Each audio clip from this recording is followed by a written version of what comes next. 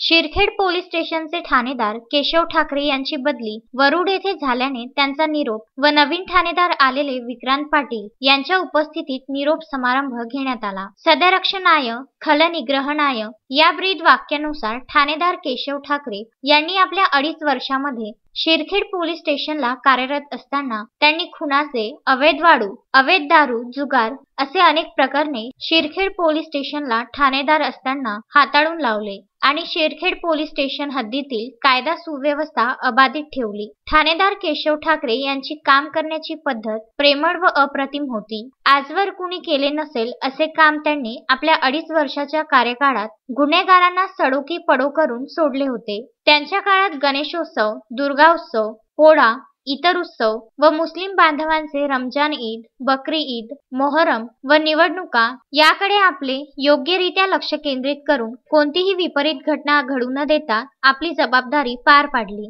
त्यांचा स्वभाव प्रेमळ, मनमिळावू असल्याने त्यांच्याप्रती जनसामान्यात चांगली प्रतिमा निर्माण झाली होती। त्यामुळे त्यांच्या कार्याची पावती म्हणून शिरखेड पोलीस स्टेशनचे कर्मचारी, पत्रकार बांधव, शिरखेड हद्दीतील प्रतिष्ठित नागरिक यांच्या उपस्थितीत निरोप समारंभ पार पडला।